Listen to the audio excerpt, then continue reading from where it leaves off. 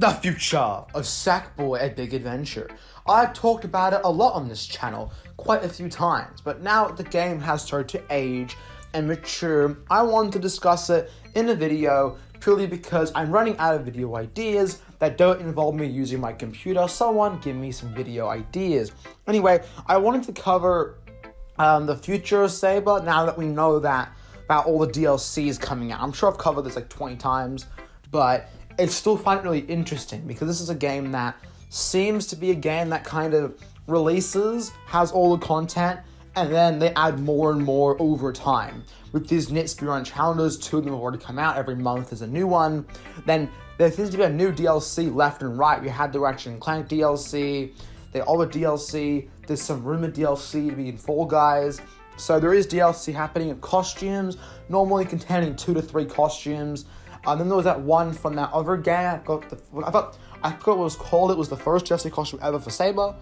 Not sure what it was called. That was also free. I think Saber also launched with free DLC as well, in the form of the Sackboy t-shirt. So there is a lot of free DLC happening. And what I've noticed that all the DLC has been designed to promote future Sony games, PlayStation games in particular. We're Ratchet and Clank DLC coming out at the same time as Rift Apart, probably and most likely to push that game even more, to push it and to kind of get it out there by having DLC of another game. Now, I wish there was some Sackboy DLC in other games. Hopefully there will be some in Fall Guys, but we're not too sure. Now, it seems like DLC is one future route where my prediction is, at least for the next year or so, maybe more, maybe less, basically, unless we have a Saber 2 or LVP 4 or whatever, basically, when a new PlayStation game comes out, or a PlayStation exclusive, I should say, game comes out, they are going to promote it by adding in costumes from other games.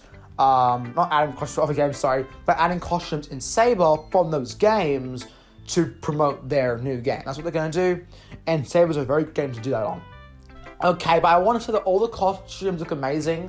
It's very clear that despite these obviously being a marketing ploy, they look absolutely incredible, so I can't fault Sony or Sumo on that at all. Now, I wonder why there was no Miles Morales costume, huh? That would have been cool, but we don't get that nice things, do we, PlayStation? Anyway, other than that, of course, we have the Knitted Knight Trials. I think when they released those, they kind of just thought, like Sumo kind of just thought, this is some fun extra side content for people to do, maybe getting a bit competitive. But it's very clear when they released the game and so how popular they were, that this is something they make more future content on.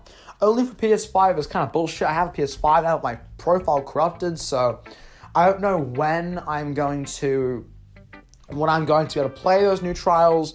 I'm going to try to very soon. Maybe I'll keep my PS4 and play on there. I'm not too sure what is going to be happening. What I do know is that we have one of these new trials every month. I believe there are 6 of them, not 100% sure.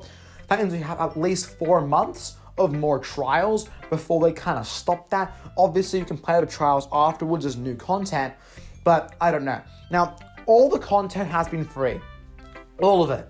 All the new content has been free, which is really, really cool to see that Sony is like, this game is popular enough that we can release more and more free content. Because they haven't released any more content for Miles Morales. At least I'm aware of, they probably have, I'm just dumb, but they haven't released anything new for that. They haven't released any new DLC for most other games, which just shows that, number one, Saber's a good game to promote other games off of, but it also shows that Sony does care in a way and wants to keep this game alive and is funding it. Because, of course, if you make free content, you have to pay those workers to make the content, and then you make nothing back because, of course, as we all know, they're free. So you make nothing back. But when people make new content, obviously the costumes is to promote other games, which Sony will make a ton of money off of.